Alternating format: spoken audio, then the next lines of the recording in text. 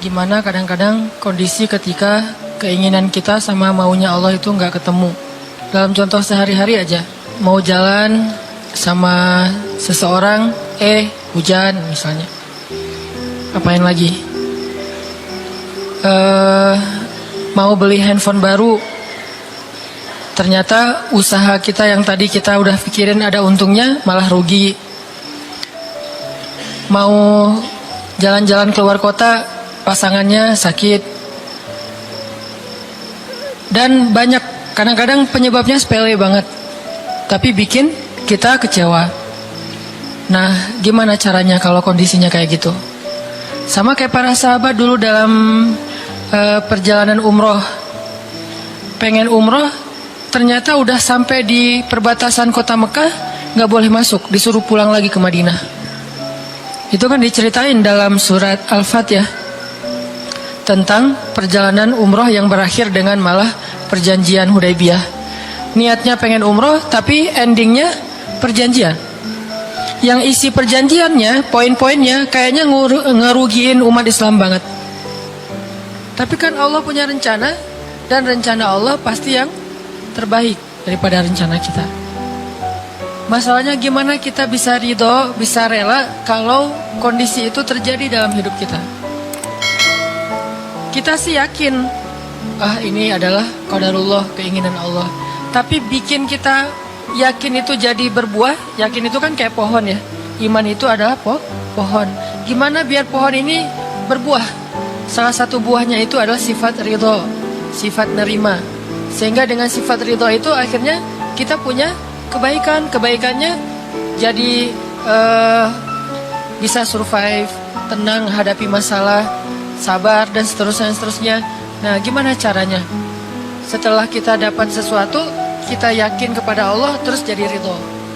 Nah, ini belajar matematikanya Allah Subhanahu wa taala. Dan itulah yang terjadi dalam perjanjian Hudaybiyah, terjadi kepada Siti Maryam yang tadi dibacain suratnya. Maryam gak pengen punya anak tanpa suami. Kalaupun harus punya anak, nikah dulu. Tapi Allah punya rencana lain. Rencana manusia punya anak setelah nikah. Lagian Maryam lagi belum siap menikah nih. Belum ada cowok yang pantas buat Maryam. Justru karena itulah Allah beri dia anak tanpa laki-laki, tanpa suami. Kenapa? Gak ada suami yang pantas buat Maryam. Mungkin satu-satunya lelaki yang pantas buat Maryam cuma Nabi Muhammad. Tapi kan beda zaman. Masa Maryam harus nunggu Nabi Muhammad 300 tahun lagi kan ya? Nah, ternyata karena nggak ada yang pantas buat dia, akhirnya dia punya anak tanpa harus melalui seorang suami. Mungkin kita terlalu soleh sehingga nggak ada yang pantas buat kita. Pantasnya cuma bidadari, ya udah di akhirat nikahnya. Husnuzannya mah ya. Mungkin di atas nih nggak ada yang pantas jadi imamnya, soalnya terlalu solehah. Jadi imam juga kayak ragu gitu. Aduh, ngimamin dia, hafalannya udah luar biasa, bacaannya lebih bagus, guru tahsin lah gitu. Saya baru belajar pratahsin, masa mau jadi imam seorang cewek yang guru tahsin? Karena dia terlalu keren, akhirnya nggak ada yang pantas buat dia nih. Maryam kayak gitu banget. Karena terlalu keren, terlalu soleh, sampai ulama aja ragu Maryam ini nabi atau bukan gitu. Sehingga ada dua pendapat ulama, sebagian bilang Maryam bukan nabi, orang soleh. Tapi ada ulama yang bilang Maryam itu emang nabi, satu-satunya nabi dari cewek. Satu dari 4 perempuan yang sempurna. Dan di antara 4 itu kayaknya menurut sebagian ulama Maryam nomor 1 tuh. Walaupun secara usia Asia, Maryam, Khadijah, Fatimah, tapi Maryam itu paling keren lah. Tiba-tiba hamil, datang cowok keren, baju putih, jubah putih, auranya tuh luar biasa. Pokoknya cowok paling keren aja. Sampai Maryam kaget dan berta'awuz, Inni a'udzu birrahmani minka in kunta taqiyya. Aku berlindung kepada Allah dari kamu. Ketemu cowok keren malah berlindung, bukan bersyukur. Coba. Duh, keren banget ya. Astagfirullah, auzubillah, gitu kan ya. Nih Maryam nih. Duh, ceweknya keren banget. Udah lama ngelihat baru auzubillah, enggak. Dari awal auzubillah. Kenapa? Ada pasangan di sebelah gitu. Ada istrinya. Nah, Maryam langsung ta'awuz, inni a'udzu birrahman minka in kunta taqiyya. Kata Jibril, cowok keren itu ternyata namanya Gabriel. Kata Gabriel, Innama ana rasulu rabbik liahabalaki gulaman zakiya. Jangan takut Maryam, aku itu utusan Tuhanmu, artinya malaikat yang pengen ngasih kamu anak yang sangat suci. Kata Maryam, anna yakunu li gulam, gimana saya akan punya anak, walam yamsasni basyarun, gak ada seorang laki-laki pun yang pernah nyentuh saya, nyentuh aja gak pernah. Walam aku baghiya, dan saya juga tidak pernah merendahkan diri depan laki-laki, artinya berbuat dosa. Anna yakunu li gulam, gimana caranya saya punya anak? Kata Jibril, kadzaliki qala rabbuki huwa alayya hayyin. Itu udah kehendak Allah, kehendak Allah. Dan itu hayyin, mudah banget buat Allah SWT, sepele banget lah buat Allah. Fahamalat, tiba-tiba Maryam hamil. Fantabadat bihi makanan qasiya, karena Maryam malu ketahuan hamilnya, akhirnya Maryam pun pergi ke suatu tempat yang terpencil, qasiya, Aqsa. Aqsa itu artinya tempat yang jauh. Masjidil Aqsa disebut Al-Aqsa karena dia jauh dari Masjidil Haram. Kalau Madinah kan dekat. Masjid yang paling mulia kan ada 3 itu ya, Mekah, Madinah, Palestina. Nah, dia disebut Aqsa karena tempatnya jauh. Makanan qasiya, tempat yang sangat jauh, terpencil, nggak ada siapa-siapa. Fantabadat bihi makanan qasiya. Fa'aja ahal makhadu. Tiba-tiba dia udah harus ngelahirin setelah sekian bulan, mungkin 9 bulan. Qalat, dia bersandar di sebuah pohon, kemudian dia berkata, ya laitani mittu qabla hadha wa kuntu nasyam mansiya. Dia kayak orang menyampaikan satu bentuk kalimat sedih, kayak kalau bahasa sederhananya kayak ngeluh gitu. Ya laitani mittu qabla hadha, aduhai seandainya aku mati aja daripada harus menanggung malu kayak gini. Maryam itu kan pemalu banget. Mahkota sifat malu itu dipakai banget sama Maryam. Makanya ketahuan hamil nggak punya suami, itu buat Maryam pukulan paling luar biasa, telak banget. Walaupun dia nggak berbuat dosa, tapi tetap aja orang kan ngata-ngatain dia. Ditambah lagi Bani Israel, tahu sendiri kan Bani Israel suka banget viralin fitnah. Ada apa viral Bani Israel teh? Maryam hamil di luar nikah, viral. Semua orang ngomongin, mana Maryam, mana Maryam. Terus rumahnya tuh dilemparin batu karena dianggap sebagai pembawa sial bagi Bani Israel. Dasar Maryam ngaku-ngakunya suci, sok suci segala macam. Sehingga Maryam bilang, ya laitani mittu qabla hadza, aduhai seandainya saya mati aja sebelum ini terjadi pada saya. Sehingga saya menjadi orang yang tidak pernah dibicarakan oleh siapapun. Sedih. Berarti pengennya Maryam beda dengan pengennya Allah. Secara emosional, secara manusiawi, secara fitrah ada penolakan dan itu manusiawi. Maryam menolak. Begitu juga sahabat Muhajirin. Wa inna fariqam minkum lakarihun. Minhum lakarihun. Walaupun sebagian kalian itu dalam keadaan karih, menolak, nggak suka. Emangnya kita mau nerima musibah? Pasti kita nolak kan secara spontan, fitrah, manusiawi, nolak. Ya laitani mittu qabla hadza wa kuntu nasyan mansiya. Aduhai seandainya aku mati aja sebelum kejadian ini terjadi padaku, sehingga nggak ada orang yang ngomongin tentang aku. Jadi nggak ada trending topik tentang Maryam waktu itu. Dia berharap kayak gitu. Semua berita buka channel mana aja Maryam. Asal buka Instagram yang muncul duluan di home tuh Maryam. Viral banget, semua orang ngomongin Maryam. Sehingga Maryam, bayangin, semua orang ngomongin kita se-Indonesia. Karena emang sebelumnya kan Maryam memang selebgram banget kan. Semua orang pengen nge-following Maryam. Jangankan yang cewek-cewek, yang cowok juga pengen nge-following Maryam. Cuman gak ada yang pantas. Semuanya kagum sama Maryam, respect. Tiba-tiba berubah. Kalau gak naik, jatuh kan gak berasa nih.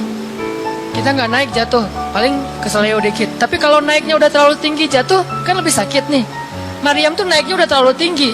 Saking tingginya sampai Nabi menyebut dia satu di antara 4 yang sempurna di muka bumi. Gak ada perempuan yang sempurna kecuali 4 itu. Itu benar-benar dipuja-puja tuh Maryam. Pengen punya anak nanti namanya Maryam. Pengen punya istri kayak Maryam. Pengen punya ibu kayak Maryam. Pokoknya Maryam itu idola banget tuh di zaman tersebut. Bani Israel kalau suka lebaynya luar biasa, kalau benci, wah noraknya juga luar biasa. Itu Bani Israel. Berlebihan gitu. Kalau suka habis-habisan sampai dijadikan Tuhan kan dulu. Mereka pernah mengangkat seorang laki-laki yang soleh jadi Tuhan. Namanya Uzair. Namanya Uzair. disebut sebagai anak Tuhan. Kemudian juga Isa juga gitu. Bani Israel tuh luar biasa kalau suka. Kalau benci, wah habis-habisan juga tuh dijelek-jelekin. Kayak mereka ngejelek-jelekin Musa, Harun. Kalau Harun nggak terlalu sih, Musa. Kayak mereka ngejelek-jelekin Nabi malaikat apa? Mikail, malaikat Jibril. Kan Bani Israel paling nggak suka sama Jibril ya.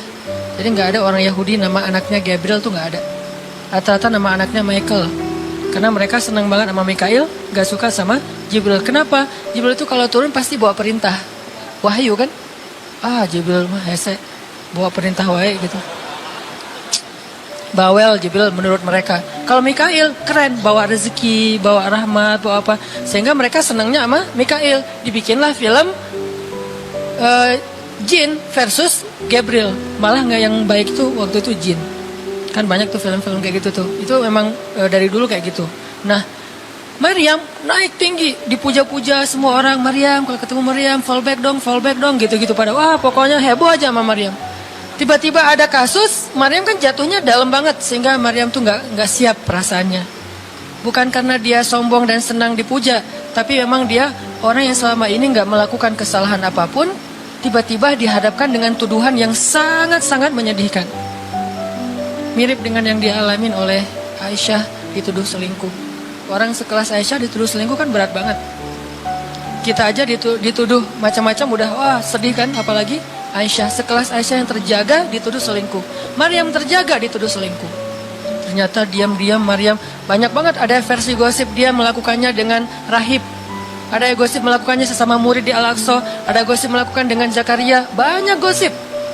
Berat banget buat Maryam sehingga Maryam mengatakan ya laitani mittu qabla hadza wa kuntu nasiyan mansiya. Aduhai seandainya aku mati aja. Aduhai seandainya dulu aku nggak bikin akun Instagram, pasti nggak akan jadi apa-apa gitu.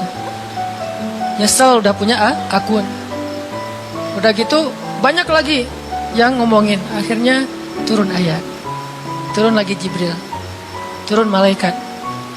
Fanadaha min tahtiha alla tahzani qad ja'ala rabbuki tahtaki sariya.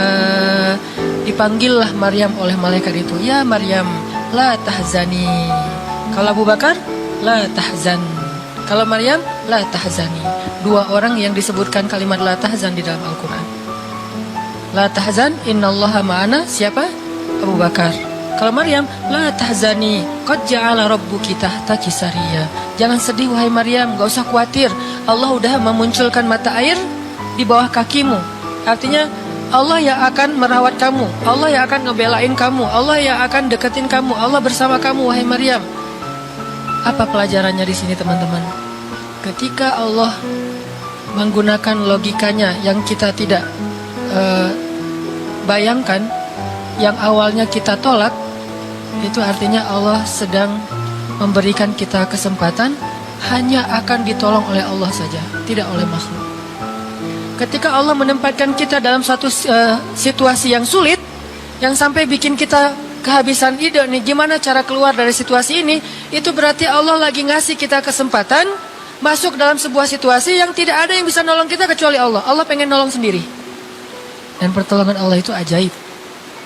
Tapi kalau Allah tempatkan kita dalam sebuah situasi yang kita masih berpikir dan menemukan beberapa jalan walaupun belum pasti bisa, berarti kita masih diberikan kesempatan yang nolong kita itu makhluk.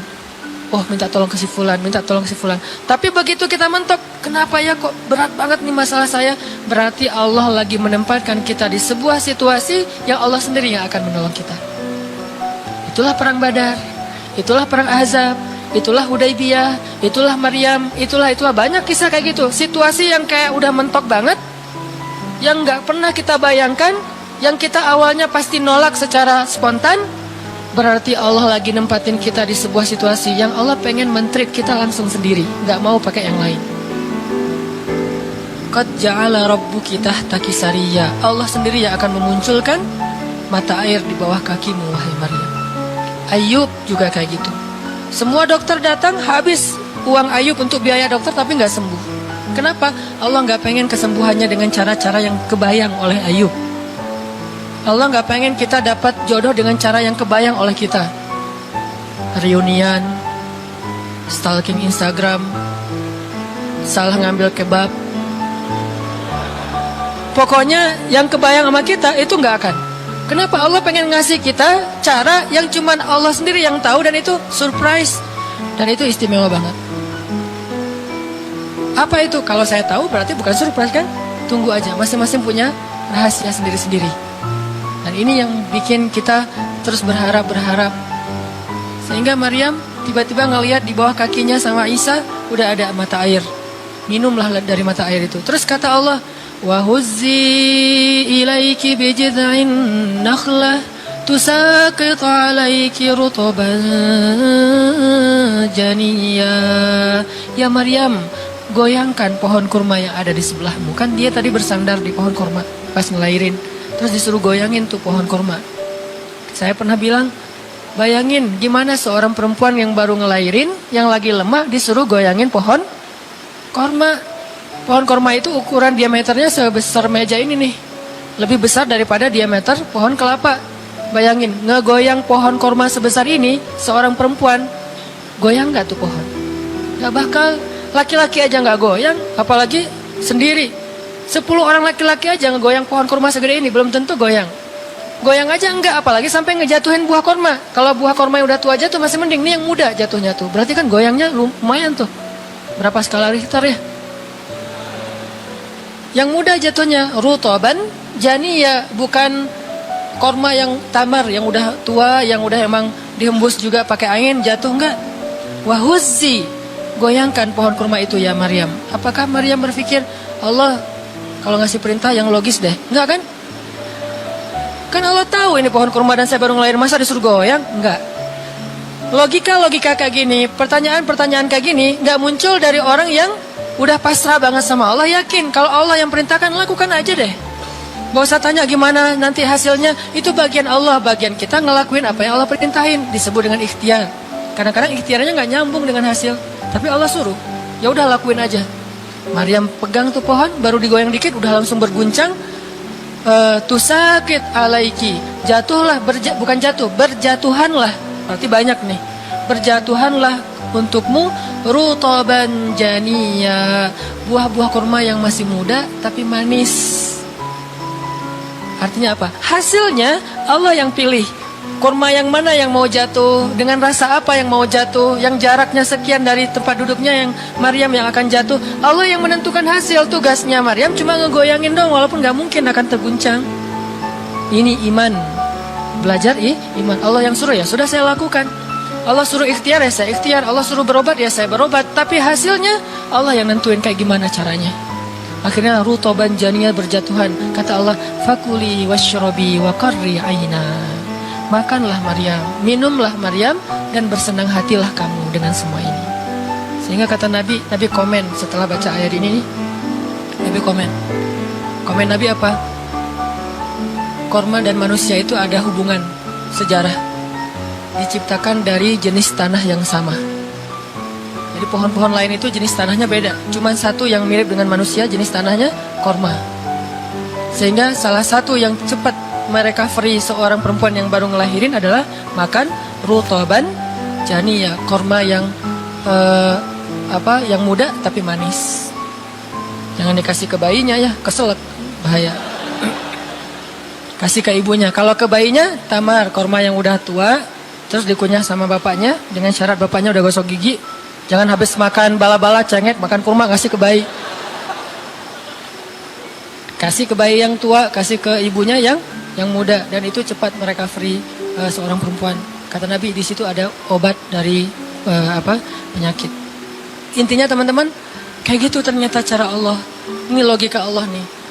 Sehingga ketika kaum muslimin, balik lagi ke surat Al-Anfal, dihadapkan dengan satu pilihan yang mereka nggak pernah ngebayangin, dan secara spontan karihun, menolak, maka Allah Subhanahu wa taala menyampaikan kenapa Allah memilih itu.